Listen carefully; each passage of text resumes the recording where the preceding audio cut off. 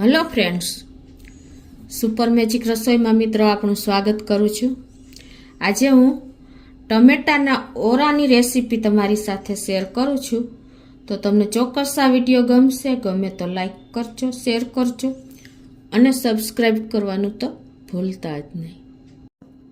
તો મિત્રો, ટમેટાના ઓરાના ઇન્ગ્રેડિયન્ટમાં મેં જો 4 દેશી ટમેટા આવે છે ને એ આપણે લેવાના છે। આ ઓરામાં દેશી ટમેટાનો ટેસ્ટ બહુ સરસ લાગશે।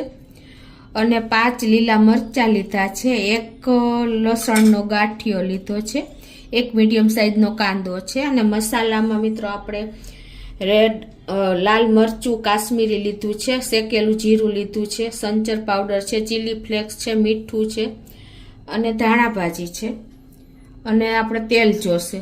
આટલા ઇન્ગ્રેડિયન્ટ આપણે લેશું। તો બનાવવાનું ચાલુ કરીએ।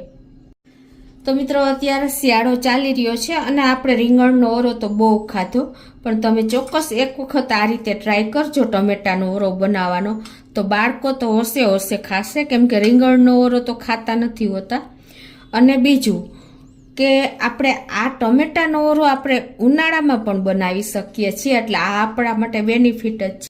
તો પહેલાં તો જો આપણે આ ટમેટાના ડંઠલ દૂર કરી દઈશું અને હવે એને આપણે તમારી પાસે જે ઓઇલ હોય ને એ ઓઇલથી સહેજ આપણે ગ્રીસ કરી લેશું આ રીતે, કેમ કે આપણે આ ટમેટાને રોસ્ટ કરવાના છે રીંગણની જેમ જ, એટલે આ રીતે બધા ટમેટા તમારે ગ્રીસ કરી લેવાના છે। તો અત્યારે જો આ મેં 4 દેશી મોટા ટમેટા લીધા છે।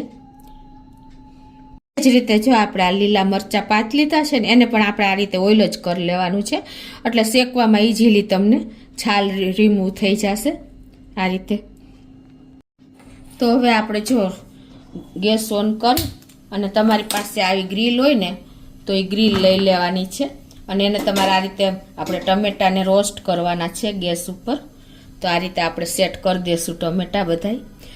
ટમેટાનો આ જે ડંઠલવાળો ભાગ હોય ને આમ નીચે રાખવાનો છે, એટલે એકદમ સરસ આપણા ટમેટા શેકાઈ જશે। અને ગેસની ફ્લેમ લો ટુ મીડિયમ આપણે રાખશું। રીતે જો આપણે શેકાઈ જાય ને એક સાઈડ થોડા એટલે આપણે ઉલટ પુલટ કરીને આખું ટમેટું બધી સાઈડ શેકાઈ જાય એ રીતે શેકતા જાશું। તો જો આપણા ટમેટા બધા ઉલટ પુલટ કરીને સરસ એકદમ શેકાઈ ગયા છે। તો હવે એને આપણે એક પ્લેટમાં લઈ લેશું।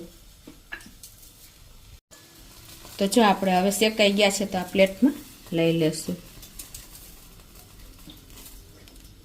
અને હવે આપણે એ જ રીતે જો મરચાં અને લસણનો ગાંઠિયો એ બધું આપણે શેકવા મૂકી દેશું।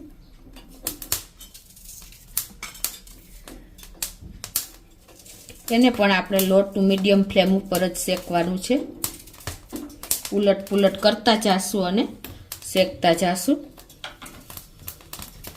તો આ રીતે જો આપણે મરચાં અને લસણ એકદમ સરસ બધું રોસ્ટ થઈ ગયું છે, તો એને પણ આપણે એક પ્લેટમાં લઈ લેશું।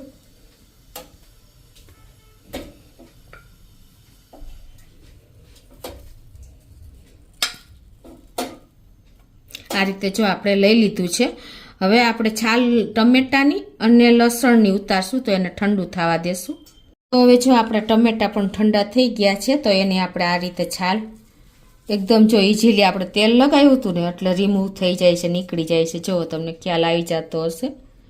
તો આ રીતે આપણે બધા ટમેટાની છાલ કાઢી લેશું। આપણે ટમેટાની છાલ ઉતારી લીધી, એ જ રીતે આપણે આ લસણનો ગાંઠિયો શેક્યો છે ને એની પણ છાલ કળીની ઉતારી લેશું।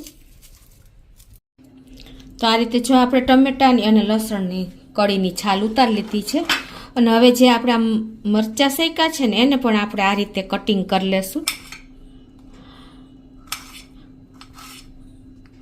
તો હવે જો આ રીતે આપણે મરચાંને પણ ઉપર થોડીક છાલ હોય ને તો હાથેથી જ નીકળી જશે, વધારે શેકાઈ ગઈ હોય તો એને પણ કટકા કરી લીધા છે।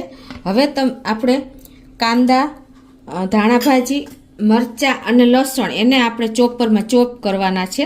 જો તમારી પાસે આવું ચોપર હોય ને તો એમાં પણ તમે ચોપ કરી શકો છો, અને આ રીતે તમારી પાસે ઇલેક્ટ્રિક હોય ને તો એમાં પણ તમે કરી શકો છો. તો અત્યારે હું ઇલેક્ટ્રિકમાં કરું છું. તો આ મેં કાંદાના પીસ કરી લીધા છે, આમાં નાખી દેશું. આપણે અધકચરા રહીએ ને એ રીતે તમારે કરવાના છે. અને આપણે એક મુઠ્ઠી જેવી ધાણા ભાજી લીધી છે, એ પણ નાખી દેશું. અને આ લસણની કળી અને મરચાં એ પણ આમાં જ નાખી દેશું.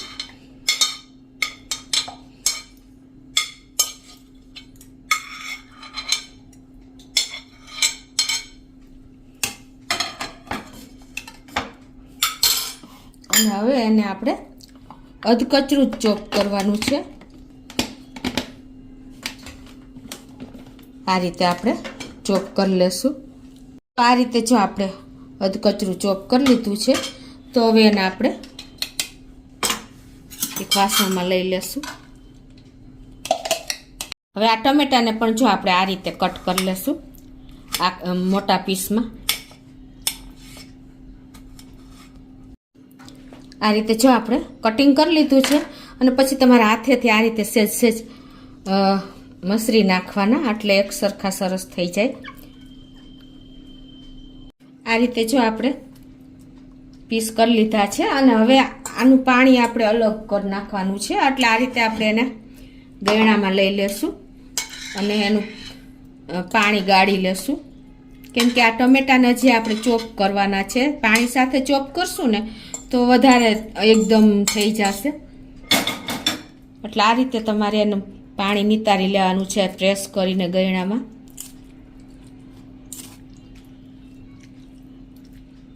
રીતે જો આપણે બધું પાણી નિતારી લીધું છે. અને હવે આ ટમેટાના પીસ છે એને આપણે ચોપરમાં નાખી દેશું અને ચોપ કરી લેશું. તો આ રીતે જો આપણે ટમેટા પણ ચોપ કરી લીધા છે, એને પણ આપણે આ બધું મિક્સ જ કરી લેશું.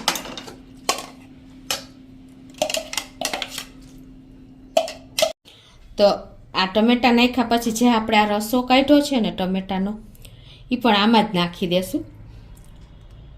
અને હવે આમાં આપણે બધા મસાલા કરી લેશું. એમાં આપણે 1 ટીસ્પૂન જેવું શેકેલું જીરું લીધું છે, એ નાખી દેશું. 1 ટીસ્પૂન કાશ્મીરી લાલ મરચું લીધું છે, કલર માટે, થોડો કલર સરસ આવે એ નાખી દેશું. અને 1 ટીસ્પૂન જેવું આપણે મીઠું, 1 ટીસ્પૂન જેવા ચીલી ફ્લેક્સ લીધા છે. અને સંચર પાવડર આપણે 1 ટીસ્પૂન જેવો નાખી દેશું. એનાથી એનો ટેસ્ટ બહુ સરસ આવે છે. અને હવે આ બધું આપણે મિક્સ કરી લેશું. હવે આપણે આ બધું સરસ મસાલા સાથે જ મિક્સ કરી લેશું. મિત્રો, આ ઓરો છે ને ટેસ્ટમાં અને લુકમાં બંને સરસ લાગે છે. અને બધાને ભાવશે, નાના મોટા સૌને. અને આ ગરમ પણ નહીં લાગે. તમે ઉનાળામાં કરીને ખાશો ને તો પણ ઠંડક જ આપશે. હવે જો તમારે લાલ મરચું વધારે નાખવું હોય તો પણ તમે નાખી શકો છો, કેમ કે આપણે બધા આ બધું રોસ્ટ કરેલું જ છે.